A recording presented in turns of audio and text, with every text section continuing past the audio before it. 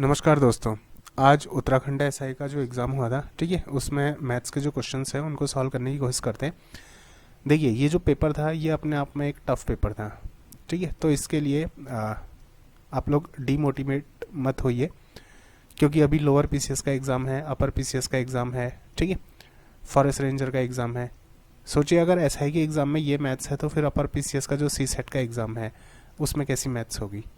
हालांकि ये qualifying nature का होता है, बट अगर ऐसी मैथ्स आई तो फिर जो नॉन मैथ्स वाले बच्चे हैं उनके लिए सी सेट क्वालिफाई करना भी मुश्किल हो जाएगा। तो कोशिश करिए, ठीक है, इस पेपर को बहुत ज़्यादा, ठीक है, अगर पेपर ठीक हुआ है तो बहुत अच्छी बात है। अगर ठीक है मैथ्स के क्वेश्चन नहीं बन पाए तो ज़्यादा उसके बारे में सोचिए मत, आगे के लिए रणनीति तैयार कीजिए, ठीक है। तो चलिए स्टार्ट करते हैं। ये मैथ्स के जो क्वेश्चन हैं उनको देखिए। क्या है कि कमल व किशोर किसी भवन की पुताई का कार्य क्रमशः 25 दिन व 20 दिन में पूरा कर सकते हैं। देखिए, कमल जो है, क्रमशः लिखा है ना यहाँ पे को, तो कमल जो है वो पुताई का काम अकेले करेगा तो 25 दिन में पूरा करेगा, ठीक है। अब अगर वो 25 दिन में पूरा कर रहा है तो एक दिन में कितना करेगा। एक बार इसको समझिए कि ये होता कैसे है। जैसे मान लीजिए एक खेत है, ये एक खेत है, ठीक है। इस खेत को मैं पूरा एक मानूंगा क्योंकि ये पूरा एक खेत है, ठीक। अब इसको कोई 25 दिन में पूरा करता है तो एक दिन में कितना हिस्सा करेगा। देखिए, एक दिन में इतना ही हिस्सा तो करेगा, ठीक है। एक दिन में इतना हिस्सा किया, 2 दिन में इतना हिस्सा किया, तीसरे दिन में इतना हिस्सा किया, तो ऐसे कितने हिस्से बनेंगे, 25 हिस्से बनेंगे। तो एक दिन का काम कितना होगा, एक दिन का काम हो जाएगा 1/25 हो जाएगा, ठीक है। तो देखिए, अगर कमल 25 दिन में पूरा करता है तो कमल का एक दिन का काम कितना होगा। चलिए एक बार इसको मिटा देते हैं, ठीक है। कमल का एक दिन का जो काम होगा वो उस काम का 1/25 भाग होगा, ठीक है। कितना भाग होगा, 1/25 भाग।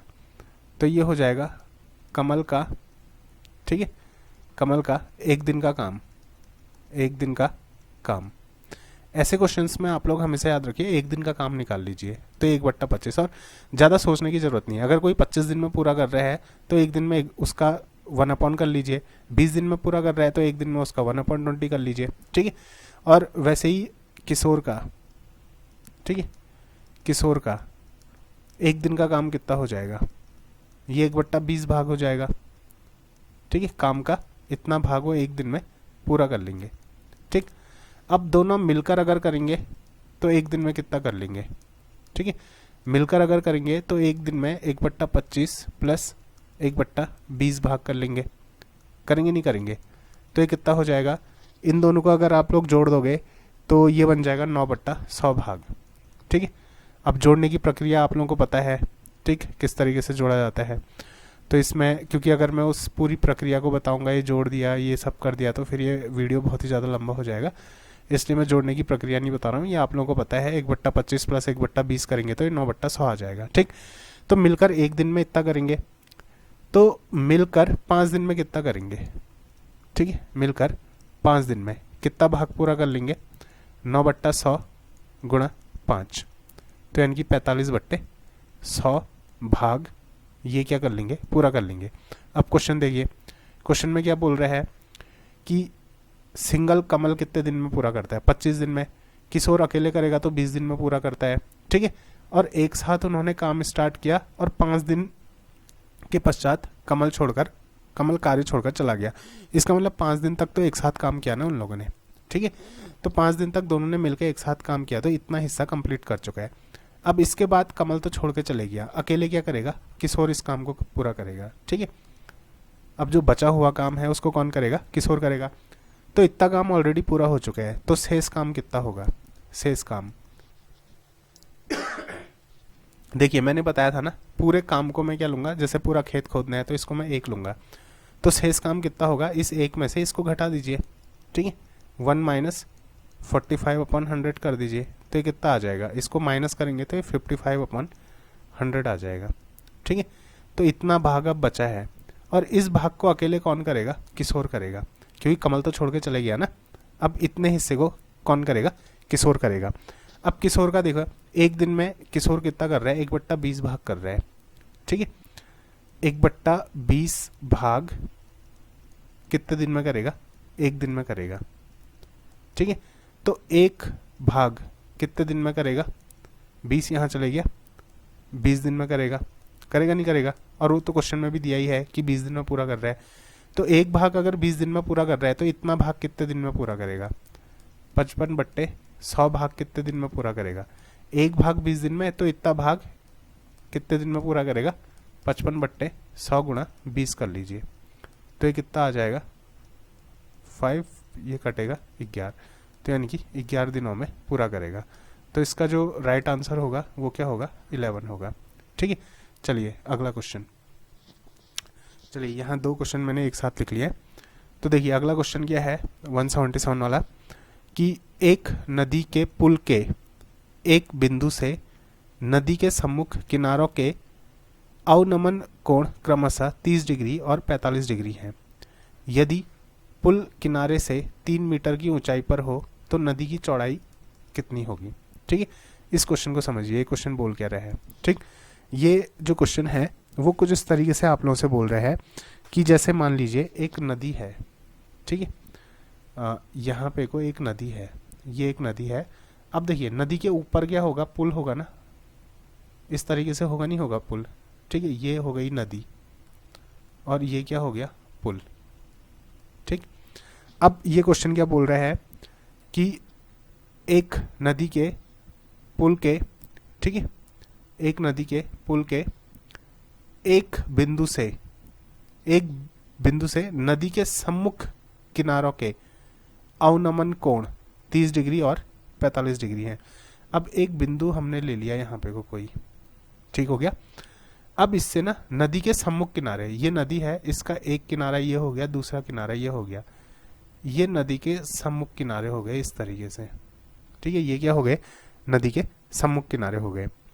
तो ये जो मैंने पॉइंट लिया है ए पॉइंट, तो ये जो सम्मुख किनारों पे बनने वाले जो अवनमन कोण है, ठीक है, वो कितना है? 30 डिग्री और 45 डिग्री। तो ये हो जाएगा अवनमन कोण 30 डिग्री और ये कितना हो जाएगा? 45 डिग्री। ठीक हो गया, ये वाला कोण, ये वाला कोण इतना हो गया। तो अब ये बोल रहे हैं यदि पुल के किनारे से यदि पुल किनारों से 3 मीटर की ऊंचाई है। देखो किनारों से 3 मीटर की ऊंचाई यहाँ से लो या फिर यहाँ से लो, बात एक ही है। तो ये जो ऊंचाई दे रखी है कितनी दे रखी है? 3 मीटर दे रखी है। ठीक है, 3 मीटर है, तो नदी की चौड़ाई कितनी होगी? ये चौड़ाई निकालनी है। इसको मैं बी पॉइंट मान लेता हूँ, इसको मैं सी पॉइंट मान लेता हूँ। तो मैंने निकालना क्या है? मैंने बी सी निकालना है। ठीक हो गया। तो अब देखो ये कोण अगर 30 डिग्री है तो इसका अल्टरनेट अपोजिट एंगल ये भी कितना होगा? 30 डिग्री होगा, होगा नहीं होगा? ये अगर 45 डिग्री है तो ये वाला जो कोण है ये भी कितना होगा? 45 डिग्री होगा। ठीक है, अब यहाँ पे कोई एक काम करते हैं, हम लोग लेते हैं ट्राइंगल। ठीक है, कौन सा त्रिभुज लेंगे? ए, अच्छा इस पॉइंट को मैं डी पॉइंट मान लेता हूँ, ये वाले पॉइंट को ए बी डी ले लेंगे। ठीक है, ए बी डी, इसको मैं यहाँ पे को बना देता हूँ इस तरीके से। देखो ए बी डी ये कितना है? 30 डिग्री। ठीक है, ये कितना हो गया? 30 डिग्री। ए बी डी, और यहाँ पे को कितना होगा? 90 डिग्री होगा। ठीक है, ये कितना हो जाएगा? 90 डिग्री हो जाएगा। और ये जो है ए से लेके डी तक ये कितना हो जाएगा? 3 मीटर हो जाएगा। ठीक है, तो यहाँ से एक काम करते हैं, हम लोग निकालते हैं 10 30 का मान। 10 30 कितना हो जाएगा? देखो ये होता है पंडित बद्री प्रसाद हर हर भोले। ठीक है, ये हो गया साइन, ये हो गया कॉस और ये हो गया टेन। ठीक है, तो टेन थीटा कितना होता है? Perpendicular upon base. Tan theta कितना होता है? परपेंडिकुलर अपॉन बेस, यानी कि लंब बट्टे आधार। ठीक है, तो 10 30 कितना हो जाएगा? लंब, यानी कि लंब क्या हो जाएगा? ये कोण के ठीक सामने वाली जो साइड होती है उसको क्या बोलते हैं? लंब, यानी कि परपेंडिकुलर। तो हो जाएगा ए डी अपॉन आधार यानी कि बेस कितना है? B D. बी डी, तो यहाँ से बी डी कितना निकलेगा? बी नहीं, क्या निकालना है हमने? ए डी दे रखे है ना हम लोग को, हाँ बी डी निकाल लेते हैं। चलो बी डी कितना निकलेगा? ए डी बट्टे 10 30। ये जो 10 30 है ये नीचे आ जाएगा, बी डी इस साइड चले गया, तो ये कितना आ जाएगा? ए डी कितना दे रखा है? 3 अपॉन 1030। 1030 का मान कितना होता है 1/√3 होता है, तो √3 ऊपर चले जाएगा तो ये 3√3 हो जाएगा। इसको इक्वेशन नंबर 1 डाल दिया। ठीक, उसके बाद देखिए जैसे ये ट्रायंगल लिया था ना, जैसे ये वाला ट्रायंगल लिया, अब वैसे ही ये वाला ट्रायंगल ले लेते हैं, तो यहाँ से DC निकल जाएगा। तो ये वाला ट्रायंगल लूंगा, तो ये वाला ट्रायंगल मैं यहाँ पे को बना देता हूँ। ठीक है, ये देखिए इस तरीके से, तो ये है 45 और ये हो गया 3, ये पॉइंट आ जाएगा A, ये पॉइंट आ जाएगा D और ये पॉइंट आ जाएगा क्या C। तो अब कौन सा ट्रायंगल लूंगा, ट्रायंगल ACD वाला। ठीक है, तो यहाँ पर से 1045 का मान निकालते हैं। 1045 ये थीटा के ठीक सामने वाला लंब हो जाएगा, यानी कि AD अपॉन ये हो जाएगा DC। तो ये कितना हो जाएगा, इम्प्लाइज दैट 10, अच्छा यहाँ से DC निकाल लेते हैं। ठीक है, डायरेक्ट क्या करते हैं DC निकाल लेते हैं। तो यहाँ से अगर DC निकालेंगे तो DC इक्वस टू कितना आ जाएगा, implies that DC equals to, देखो DC इक्वस टू कितना आ जाएगा 1045 नीचे आ जाएगा ना, AD अपॉन 1045। ठीक, तो AD है 3, 1045 का मान कितना होता है 1, तो ये हो जाएगा क्या 3। ये इक्वेशन नंबर 2 बन गई। अब देखो इक्वेशन 1 और 2 हमको निकालना क्या है, हमको निकालना है ये देखिए। ठीक है, हमको क्या निकालना है, हमको ये निकालना है कि नदी की चौड़ाई कितनी होगी। तो ये है नदी, तो ये नदी की चौड़ाई निकालनी है हमने, यानी कि B से लेके C तक की वैल्यू निकालनी है। तो B से लेके C तक की वैल्यू निकालनी है, तो लेफ्ट में देखिए यहाँ पे को करता हूँ अब। ठीक है, B से लेके C तक की वैल्यू निकालनी है, तो BC बराबर कितना हो जाएगा, BC बराबर हो जाएगा BD plus DC, BD plus DC। तो BD प्लस DC अगर करेंगे तो ये कितना आ जाएगा, BD देखो कितना निकला था, BD निकला था 3√3 प्लस DC कितना निकला 3। तो इन दोनों में से 3 कॉमन ले लिया तो ब्रैकेट में कितना आ जाएगा। ठीक है, 3 कॉमन ले लिया तो ब्रैकेट में कितना आ जाएगा, ब्रैकेट में आ जाएगा √3 प्लस 1। तो इसका जो आंसर होगा ये कितना हो जाएगा 3√3 प्लस 1, यानी कि ऑप्शन नंबर B। ठीक है, चलिए इसमें आगे बढ़ते हैं। अगला क्वेश्चन जो है, ठीक है, एक बार मैं इसको मिटा दूँ, इसको मिटाने में तो टाइम लग जाएगा और टाइम लगेगा तो सब लोग बोर हो जाएंगे।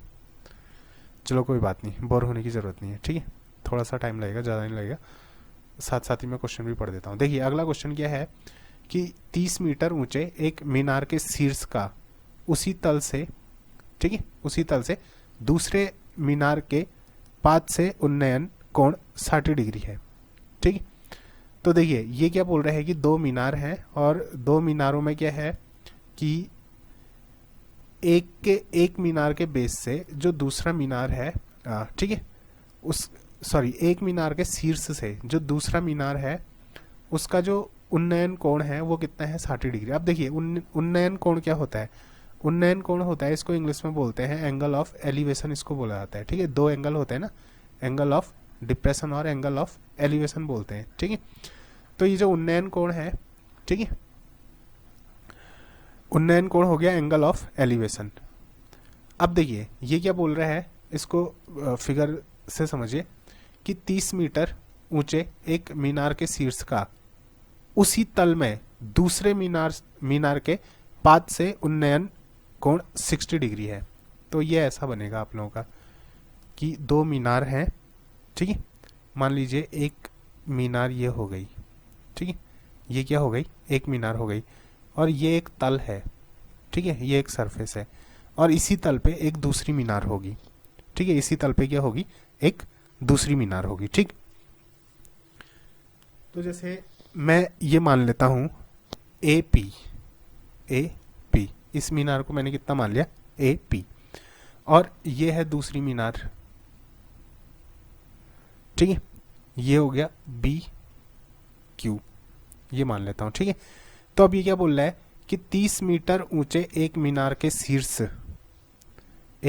शीर्ष का उसी तल में दूसरे मीनार के पाद से उन्नयन कोण 60 डिग्री है। ठीक, तो मान लीजिए ये जो मीनार है ये 30 मीटर ऊंची है, और ये जो जिस तल में है ए बी वाले तल में एक दूसरी मीनार है ए पी, ठीक है।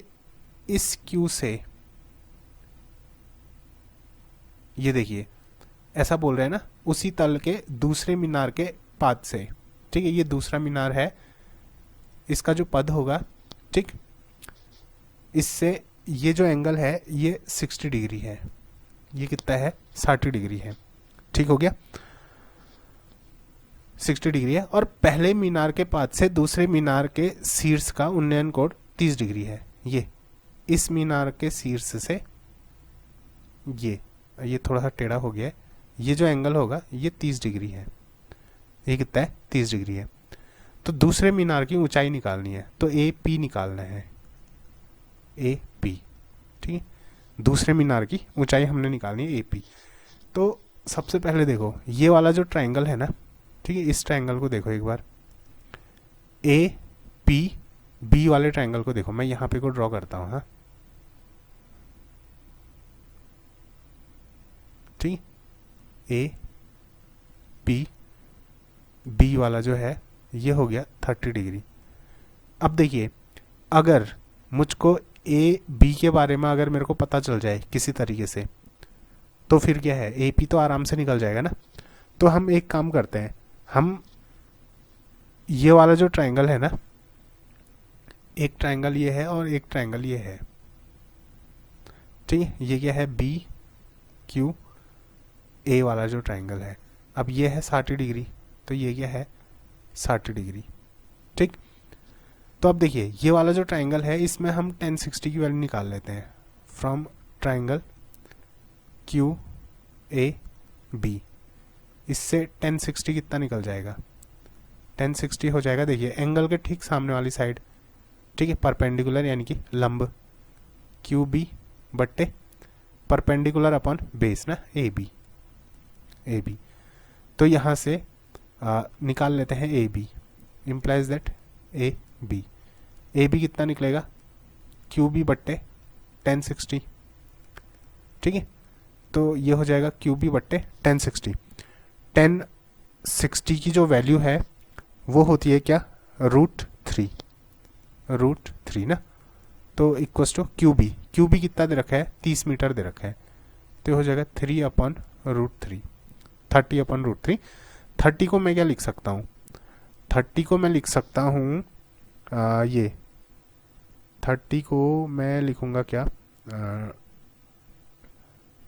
3 × 10 ऐसा लिख सकता हूँ /√3, ठीक है। इससे ये कटेगा कितने टाइम्स, √3 टाइम्स, तो ये आ जाएगा 3√10 आ जाएगा, 10√3। तो क्या निकला ए बी कितना निकला 10√3 निकला, इक्वेशन 1, ठीक है।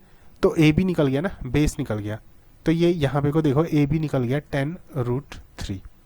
अब हमने निकालना है पी क्यू, तो इम्प्लाइज दैट, अब ये वाला ट्रायंगल ले लो, ट्रायंगल पी बी ए, ये वाला ट्रायंगल ले लेते हैं, ठीक है। तो इसमें 1030 कितना हो जाएगा, 1030 बराबर ये कितना हो जाएगा, देखो ए पी बट्टे ए बी होगा ना। अब ए बी इसके साथ मल्टीप्लाई करेगा तो यहाँ से क्या निकल जाएगा, इम्प्लाइज दैट यहाँ से ए पी निकल जाएगा, A P equals to A B 1030, ठीक है, इक्वल्स टू, देखिए ए बी कितना है 10√3 इंटू 1030। 1030 का मान कितना होता है, ये होता है 1/√3, ये कितना होता है 1/√3। तो √3 से √3 कट जाएगा तो कितना आ जाएगा 10 आ जाएगा। तो निकालना क्या था ए पी, यानी कि ए पी दूसरे की हाइट निकालनी थी ना, तो ये 10 मीटर आ जाएगी, ठीक है। तो इसका जो आंसर होगा वो क्या होगा, ए वाला 10 मीटर, ठीक है। चलिए अगला क्वेश्चन देखते हैं। देखिए अगला जो क्वेश्चन है ये है, मनोहर उत्तर की ओर 12 किलोमीटर चलता है, ठीक है। मनोहर क्या कर रहे हैं, उत्तर की ओर 12 किलोमीटर चल रहे हैं, ठीक। अब इसको ऐसे समझिए, हाँ जैसे ये हो गया क्या, पूर्व, पश्चिम, उत्तर, दक्षिण। ठीक है, अब ये जो बिंदु है मैं इसको यहाँ पे को लेता हूँ। ठीक, अब देखिए मनोहर उत्तर की ओर 12 किलोमीटर चलता है। मनोहर क्या किया, पहले उत्तर की ओर क्या करेगा, 12 किलोमीटर चलेगा। ठीक, देखिए पहले तो यहाँ पर से चलना शुरू किया, उत्तर की ओर क्या चला, 12 किलोमीटर चला। फिर पूर्व की ओर 15 किलोमीटर चला, फिर यहाँ से 15 किलोमीटर पूर्व की ओर चला। उसके बाद पश्चिम की ओर 19 किलोमीटर चला। अब यहाँ से दोबारा पश्चिम इधर की तरफ आता है और कितना आता है, 19 किलोमीटर आता है। तो टोटल कितना होगा, 19। तो 15 तो इतना ऑलरेडी है, यहाँ से यहाँ तक 15 ऑलरेडी है। फिर 19 पूरा करने के लिए 16, 17, 18, 19 यानी कि 4 इधर को चला होगा, तो ये 19 में पहुंचा। ठीक, उसके बाद दक्षिण की ओर 15 किलोमीटर चलता है। अब दक्षिण की ओर जाएगा 15 किलोमीटर, ये टोटल कितना है, 15। अब देखिए यहाँ से यहाँ तक 12 है ना, ठीक है, तो इतना तो 12 होगा और ये पूरा 15 है, तो 12, 13, 14, 15, यहाँ से लेके यहाँ तक कितना होगा, 3 हो जाएगा। ठीक हो गया। अब ये बोल रहा है प्रारंभिक बिंदु से कितनी दूरी पर है, ये है प्रारंभिक बिंदु और ये है अंतिम बिंदु। तो अंतिम बिंदु से प्रारंभिक बिंदु की दूरी निकालनी है, ये दूरी निकालनी है। तो देखिए इनको मैं नाम दे देता हूँ। ठीक है, जैसे मैंने इसको नाम दे दिया ए, इस पॉइंट को नाम दे दिया बी, इसको नाम दे दिया सी। तो अब देखिए ये जो बी से सी तक की दूरी है और ये इतनी दूरी तो होगी, ये होगी 4 और ये है 3, तो ये कितनी निकल जाएगी, ए सी कितना निकल जाएगा। तो ये राइट एंगल ट्रायंगल है। राइट एंगल ट्रायंगल में एक है आप लोगों का 3, दूसरा है आप लोगों का 4, तो ये वाला कितना हो जाएगा, √3 का स्क्वायर प्लस 4 का स्क्वायर। तो ये कितना हो जाएगा, 3 3 जा 9 प्लस 4 4 जा 16, तो ये हो जाएगा √25, तो ये हो जाएगा 5। तो इसका आंसर कितना आएगा, ठीक है, इसका आंसर क्या आएगा, 5 किलोमीटर। ठीक, चलिए अगला क्वेश्चन सॉल्व करते हैं। ठीक है, एक बार इसको मिटा लेते हैं। देखिए अगला क्वेश्चन क्या है, sine A plus sine square A equals to 1 है। ठीक है, तो cos square A plus cos की पावर 4a, इसका मान क्या होगा। अब देखिए इस टाइप के जो क्वेश्चन है ना, अब जिसने अगर मैथ्स वगैरह अच्छे से नहीं पढ़ी है तो फिर इस टाइप के क्वेश्चन बनाने थोड़े मुश्किल हो जाते हैं। हाँ, कि बहुत सोचना पड़ता है, वहाँ पे कोई दिमाग में आते ही नहीं है इस टाइप के क्वेश्चन। और मेरे को तो समझ में नहीं आ रहा कि ये एसआई का एग्जाम इन लोगों ने ऐसा बनाया क्यों है, ये भी टाइम पास करते हैं। देखिए sine A plus sine square A equals to कितना होगा, 1 होगा। ठीक है, ये दे रखा है और हमने निकालना क्या है, हमने इसकी वैल्यू निकालनी है। ठीक है, किसकी value, cos square A plus cos की पावर 4 ए की वैल्यू हम लोगों ने निकालनी है। ठीक, तो ये वैल्यू कैसे निकलेगी, अच्छा एक काम करते हैं इसमें, देखिए sine A plus sine square A equals to 1 है, तो यहाँ से मैं साइन ठीक है ए की वैल्यू निकाल लेता हूँ। तो ये इस साइड जाएगा, तो ये कितना हो जाएगा, 1 माइनस साइन स्क्वायर ए हो जाएगा। ठीक है, तो अब मैं दोनों तरफ क्या करता हूँ, स्क्वायरिंग कर देता हूँ, स्क्वायरिंग बोथ साइड, दोनों तरफ क्या कर दिया, स्क्वायर कर दिया। तो ये कितना हो जाएगा, साइन ए का square equals to 1 minus sine square A का होल स्क्वायर। ठीक, ये हो जाएगा sine square A equals to, देखो 1 माइनस साइन स्क्वायर ए क्या होता है, 1 minus sine square A equals to कितना होता है, कॉस स्क्वायर ए होता है। आप लोगों ने पढ़ा होगा। ठीक है, cos square theta plus sine square theta equals to कितना होता है, 1 होता है ना। तो sine square theta cos square theta कितना निकलेगा, ये उस साइड जाएगा, तो 1 माइनस साइन स्क्वायर थीटा, यानी कि साइन स्क्वायर ए टाइप की चीज़ बनेगी। तो sine square A equals to, इसके बदले में कितना लिख सकता हूँ, कॉस स्क्वायर ए इस पूरे का होल स्क्वायर। तो ये आ जाएगा sine square A equals to, देखो ये आ जाएगा कॉस की पावर 4a आ जाएगा। ठीक है, कॉस की पावर अंदर स्क्वायर है, उसका स्क्वायर करेंगे तो कितना हो जाएगा, 4 हो जाएगा। ठीक है, तो अब साइन स्क्वायर ए को मैं क्या लिख सकता हूँ, देखो ये साइन स्क्वायर ए को मैं क्या लिखूंगा, ये इस साइड जाएगा प्लस हो जाएगा और ये इस साइड आगे माइनस हो जाएगा। तो साइन स्क्वायर ए को मैं क्या लिखूंगा, ये आएगा 1 माइनस कॉस स्क्वायर ए आ जाएगा। ठीक है, तो साइन स्क्वायर ए के बदले क्या लिखा, यहाँ पे को करता हूँ इसको। ठीक है, साइन स्क्वायर ए के बदले कितना लिखूंगा, 1 minus cos square A equals to cos की पावर 4a, ये इतना बनेगा।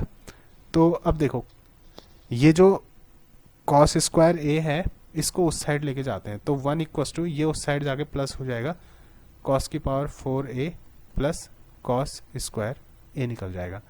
और ऊपर देखो निकालना क्या है, कॉस स्क्वायर ए यानी कि cos square A plus cos की पावर 4a प्लस कॉस की पावर 4a इक्वस टू कितना होगा, ये 1 होगा। तो इसका जो आंसर होगा वो क्या हो जाएगा, बी वाला आंसर हो जाएगा 1। ठीक है, ये बना ना। तो चलिए अगला क्वेश्चन देखो। अगला क्वेश्चन क्या है, यदि एक तो ये अलग अलग पेन यूज करनी पड़ रही है, इसमें कुछ दिख ही नहीं रहा है। देखो यदि sine square A minus B equals to 1/2 है, ठीक है, और cos A plus B equals to 1/2 है, और ये देखिए b जो है वो 0 से बड़ा है लेकिन a से छोटा है, और a जो है वो लेस देन इक्वल टू क्या होगा, 90 डिग्री होगा। तो a और b कितने होंगे ये बताने हैं। ठीक, तो कैसे करेंगे इस क्वेश्चन को सॉल्व। ये तो इन लोगों ने बड़े अजीब ऐसे क्वेश्चन दे दिए। तो ये जो क्वेश्चन होगा, देखो इसमें ऐसा करते हैं ना, साइन ठीक है a minus B equals to, ये कितना दे रखा है आप लोगों को, ये दे रखा है 1/2। ठीक है, तो implies that sine a minus B equals to, ये कितना हो जाएगा, देखिए ये हो जाएगा साइन 30 होगा, क्योंकि साइन 30 की वैल्यू कितनी होती है, साइन 30 होता है 1/2। तो 1/2 के बदले मैं साइन 30 रख सकता हूँ, नहीं रख सकता हूँ, तो मैंने यहाँ 1/2 के बदले साइन 30 रख दिया। तो अब देखिए इम्प्लाइज दैट, इसका मतलब क्या हुआ, इसका मतलब हुआ कि ये देखिए सिंपली अगर सोचिए ना, साइन को हटा दूं तो अंदर के जो एंगल हैं वो भी तो सेम होंगे, a minus B equals to 30 होगा। ठीक, ये इक्वेशन नंबर 1। ठीक है, फिर उसके बाद देखिए उसके बाद क्या दे रखा है, cos a plus B equals to 1/2 दे रखा है, cos a plus B equals to 1/2। ठीक, cos a plus B equals to 1/2। तो यहाँ से इसको मैं क्या लिख सकता हूँ, implies that cos a plus B equals to कितना लिख सकता हूँ, 1/2 को मैं कितना लिख सकता हूँ, इसको मैं लिख सकता हूँ कॉस 60। कॉस 60 की वैल्यू कितनी होती है, 1/2 होती है, तो 1/2 के बदले कॉस 60 रख दिया। तो इम्प्लाइज दैट ये कितना आ जाएगा, a plus B equals to कितना आ जाएगा, 60 आ जाएगा। ये इक्वेशन 2। अब देखो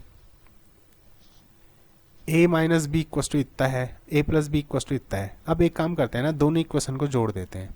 ठीक है, एडिंग इक्वेशन 1 एंड 2, दोनों को जोड़ देंगे तो कितना आएगा, देखो a minus B equals to 30 है और a plus B equals to कितना है, 60। दोनों को जोड़ देंगे तो देखो प्लस माइनस तो कैंसिल हो जाएगा, a प्लस a कितना हो जाएगा, 2a इक्वस टू, इन दोनों को जोड़ देंगे तो ये कितना आ जाएगा, 90। तो a कितना आ जाएगा, 90/2 यानी कि 45।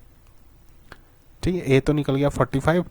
अब a 45 है तो चलो इस वाली इक्वेशन में या फिर इस वाली इक्वेशन में किसी में भी रख लो, चलो इसमें रख लेते हैं। a है 45 प्लस b इक्वस टू 60, तो b कितना निकल जाएगा, देखो 60, ये साइड आ जाएगा -45, तो ये कितना निकल जाएगा, 60 में से 45 घटा दो तो कितना बचा, 5। अब दूसरा निकालने की ज़रूरत क्या है, 45 वाला तो एक ही ऑप्शन है, ये ऑप्शन नंबर ए, 45 और 15 डिग्री। अच्छा हाँ, निकालना पड़ेगा, हाँ उपरोक्त में से कोई नहीं भी है, तो 60 में से 45 माइनस कर दोगे तो 15 बचेगा। तो इसका मतलब आंसर क्या हो जाएगा, ऑप्शन नंबर ए, 45 और 15 डिग्री। ठीक, उसके बाद अगला क्वेश्चन। अब अगेन मेरे को इसमें मिटाना पड़ेगा, ठीक है, और मिटाने तक थोड़ी देर टाइम पास हो जाए। देखिए वैसे तो ये जो टॉपिक है थोड़ा सा बोरिंग टॉपिक है, मतलब बोरिंग तो क्या होता है, अब जिसने मैथ्स पढ़ी है तो उसके लिए तो क्या ही बोरिंग होता है, ठीक। फिर भी देखिए अगला क्वेश्चन क्या है, sine 3a equals to cos a minus 26, ठीक है, ये चीज़ दे रखी है। चलिए बाकी बाद में मिटाएंगे, पहले इतने में ही कर लेते हैं, ठीक।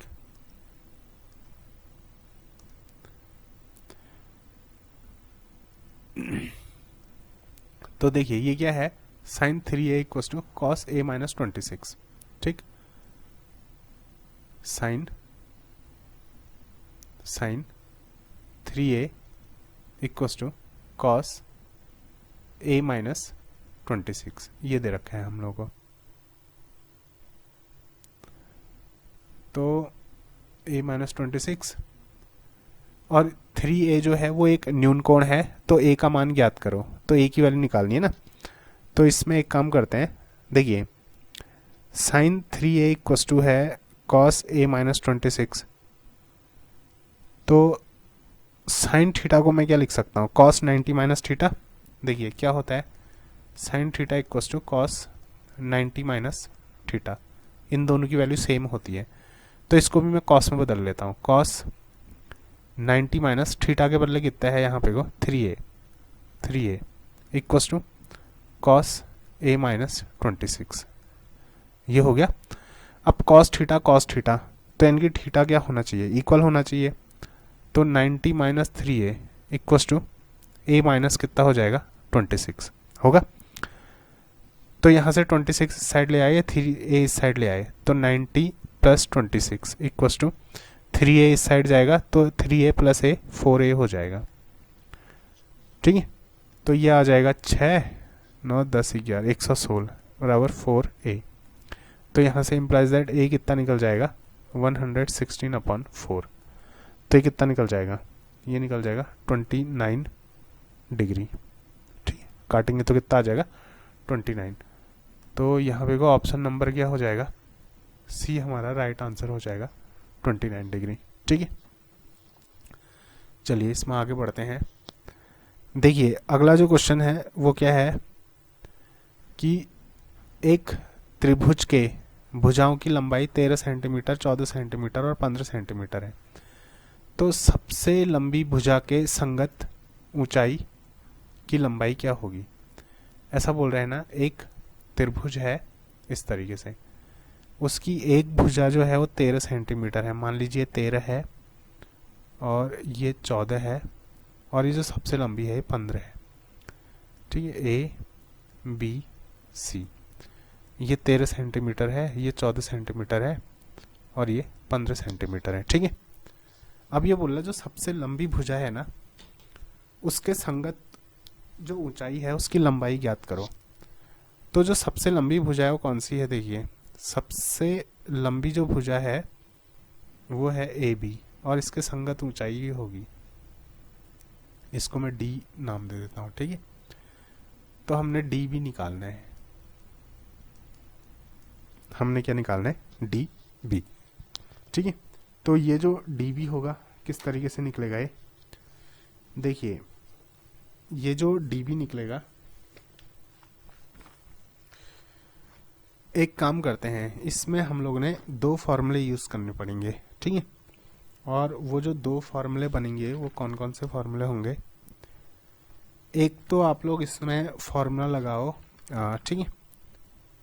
देखिए एस क्षेत्रफल का जो फॉर्मूला होता है, क्षेत्रफल का फॉर्मूला क्या होता है, एक मिनट रुकना, हाँ क्षेत्रफल का फॉर्मूला मैं खुद भी भूल गया हूँ।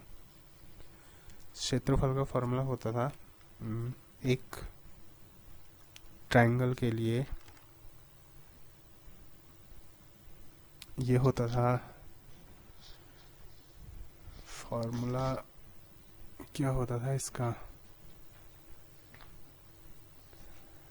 देखिए एक मिनट रुकना, हाँ इसको सॉल्व करने की कोशिश करते हैं, अगर सॉल्व नहीं हो पाएगा तो इसको छोड़ देंगे, अगले वीडियो में इसको सॉल्व कर लेंगे, ठीक है। देखिए ये होता है आप लोगों का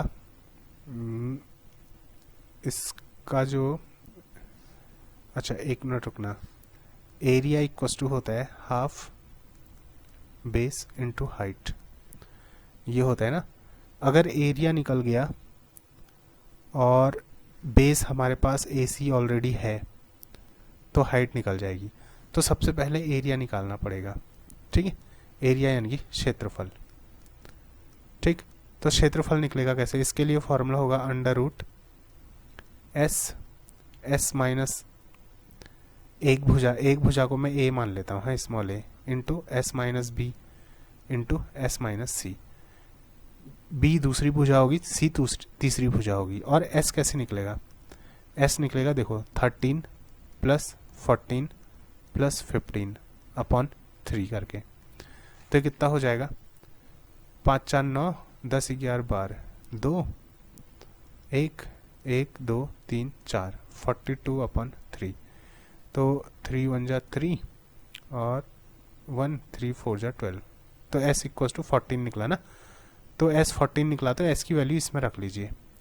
तो एरिया निकल जाएगा, एरिया कितना निकल जाएगा, अंडर रूट S आ जाएगा 14। तो 14 माइनस ए कितना हो जाएगा, ए हो जाएगा 13। नहीं, एक मिनट रुकना, ये ऐसे गलत हो जाएगा। चलिए इस क्वेश्चन को अभी छोड़ देते हैं, ठीक है, क्योंकि फार्मूला मेरे दिमाग से निकल गया है। तो इस क्वेश्चन को छोड़ देते हैं, इसको मैं अगले वीडियो में कवर करूँगा, ठीक। उसके बाद क्या है कि एक समबाहु त्रिभुज का परिमाप इतना दे रखा है 72√3। तो इसकी ऊंचाई क्या होगी, ये अगेन सेम क्वेश्चन है, ये दोनों एक ही तरीके से बनेंगे इससे।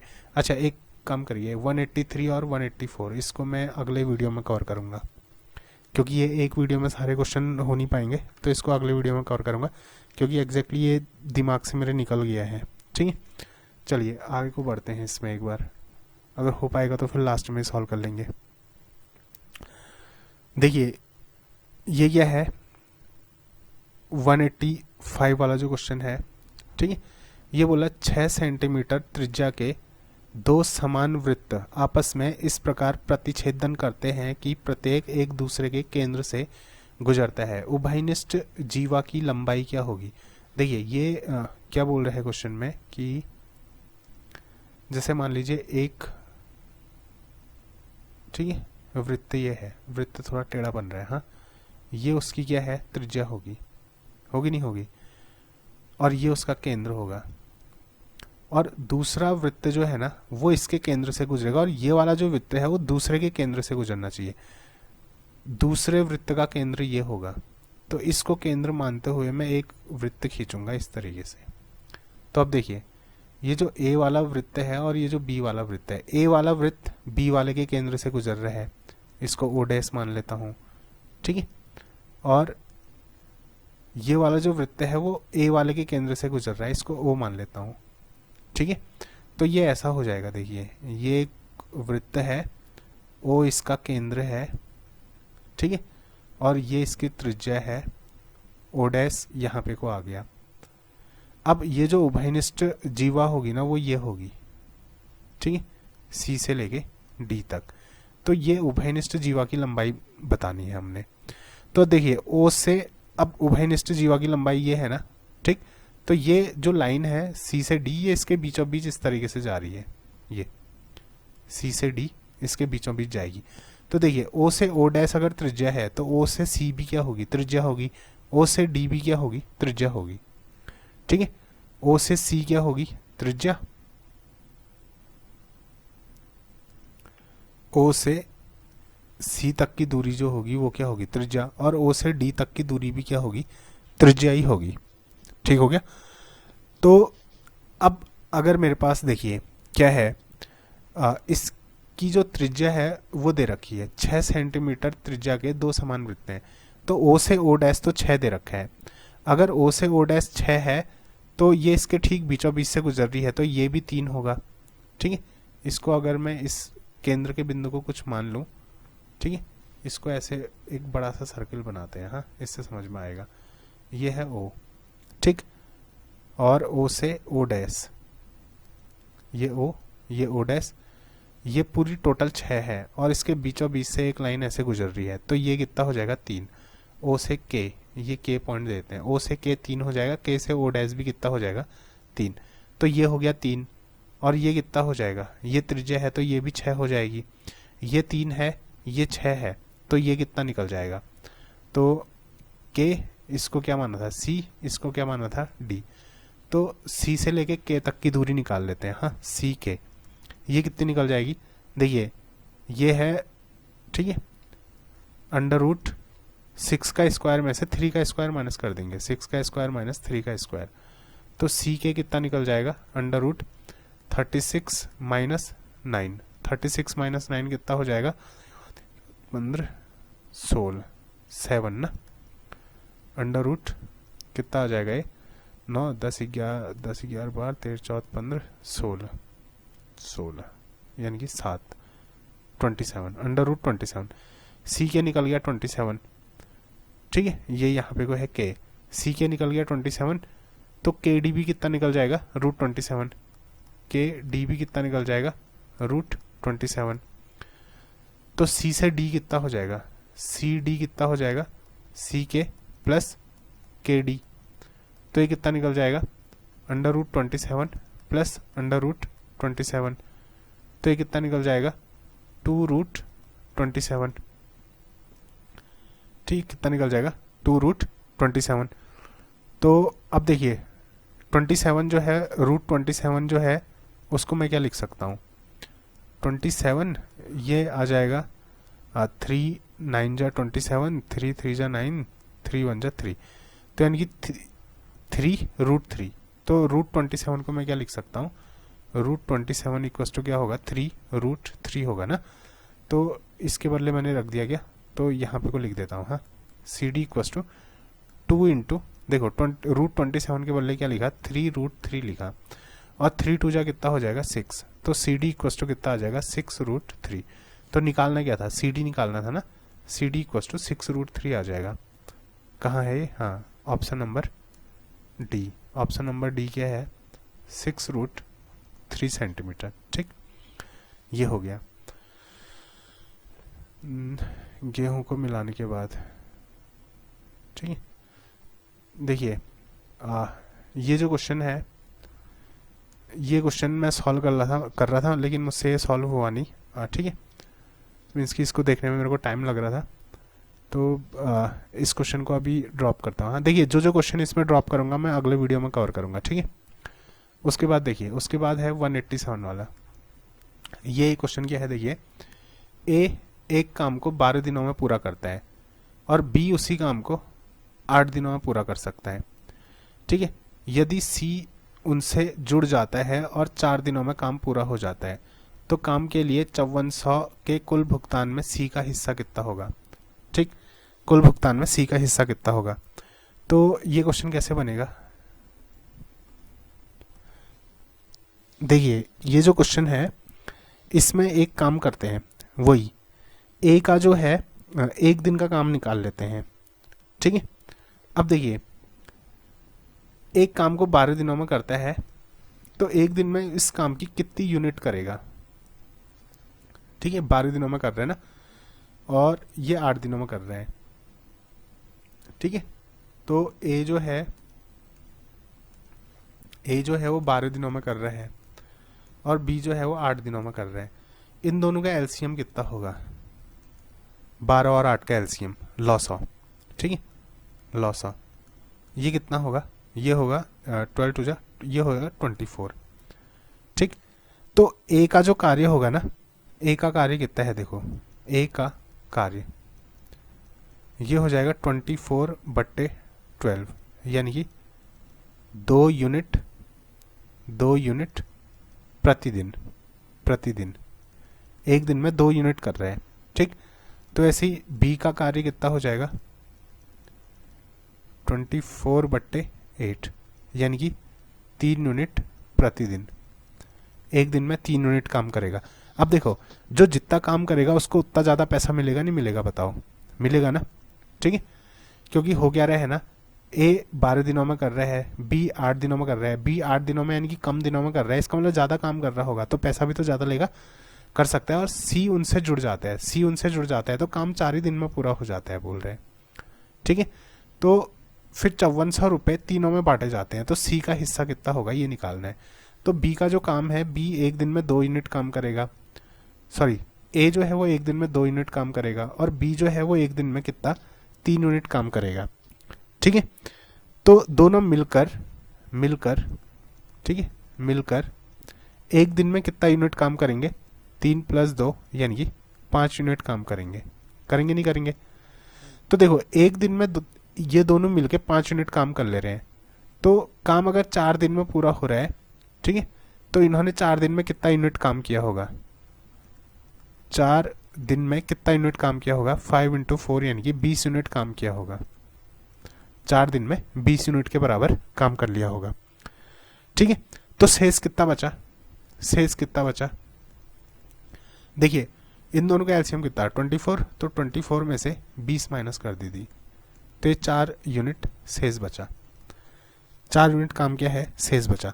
तो सी का हिस्सा कितना हो जाएगा, सी का हिस्सा, ठीक है, सी का हिस्सा कितना हो जाएगा, देखिए सी का हिस्सा हो जाएगा 4 यूनिट काम सी कर रहा है, ठीक है, इन दोनों का एलसीएम है 24 गुणा, और टोटल जो उनको पैसा मिल रहा है 5400।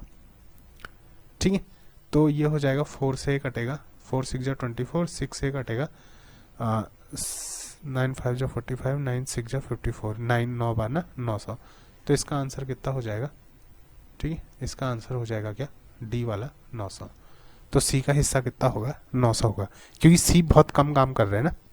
ठीक है, 4 दिन में केवल वो जो शेष काम है 4 यूनिट है वो सी कर रहा है, बाकी 20 यूनिट तो उन दोनों ने कर ही दिया है काम। ठीक, तो ये है ना। और कितने क्वेश्चन है इसमें, अभी तो बहुत क्वेश्चन है।